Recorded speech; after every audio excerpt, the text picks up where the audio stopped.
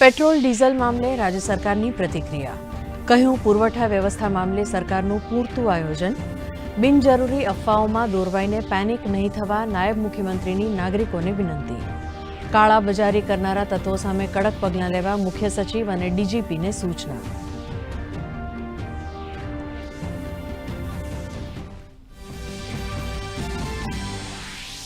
પશ્ચિમ એશિયા સંઘર્ષને પરિણામે પરિસ્થિતિ પડકારજનક.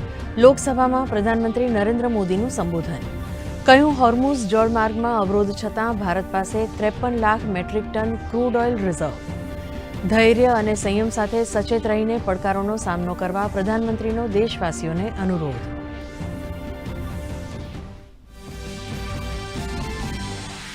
પ્રધાનમંત્રી નરેન્દ્ર મોદીનો સંસદથી દુનિયાને સંદેશ. ભારત માનવ કલ્યાણ અને શાંતિના પક્ષમાં. સંવાદથી સંઘર્ષ સમાપ્ત કરવાની કરી હાકલ. ભારત સરકાર ખાડીમાં વસતા અને કામ કરતા ભારતીયોની સાથે હોવાનો અપાવ્યો વિશ્વાસ.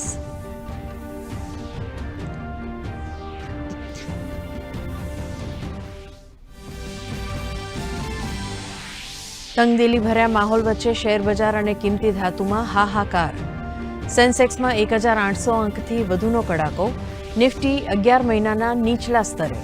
સોનામાં ₹6,700 તો ચાંદીમાં ₹8,700 ધરખમ ઘટાડો.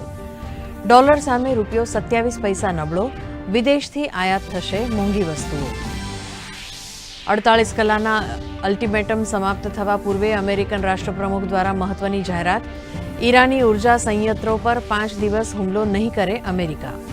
કહ્યું, ઈરાન સાથે વાતચીત પછી લીધો નિર્ણય.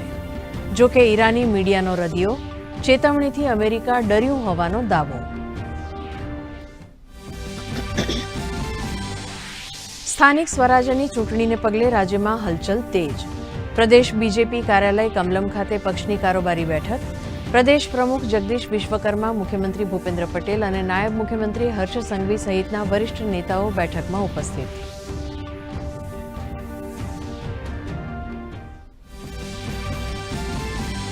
ગિફ્ટ સિટી ખાતે આયોજિત ડાયકન યુનિવર્સિટીના પ્રથમ ગ્રેજ્યુએશન સમારંભમાં મુખ્યમંત્રી ભૂપેન્દ્ર પટેલનું સંબોધન.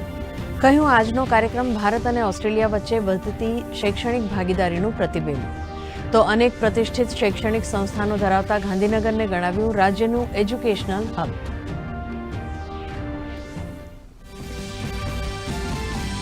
સાયન્સ સિટી ખાતે દેશની સૌથી મોટી રોબો મેકિંગ સ્પર્ધાની ગ્રાન્ડ ફિનાલે સંપન્ન. Aerial robotics, maze solving robo અને એઆઈ હોમોબોટ્સ સહિત વિવિધ 7 કેટેગરીમાં વિજેતા ટીમોને ₹5 કરોડના ઇનામો એનાયત. વિજ્ઞાન અને પ્રૌદ્યોગિકી મંત્રીએ આગામી વર્ષ માટે રોબોફેસ્ટ ગુજરાત 6.0 કર્યું લોન્ચ. રાજ્યમાં ફરી વધશે ગરમીનું જોર. 26મી માર્ચથી મહત્તમ તાપમાનમાં 2 થી 3 ડિગ્રીનો વધારો થવાનું હવામાન વિભાગનું અનુમાન. રાજકોટમાં નોંધાયું સૌથી વધુ 36.5 ડિગ્રી તાપમાન. તો અમદાવાદમાં વાદળછાયા વાતાવરણ વચ્ચે ગરમીમાં રાહત.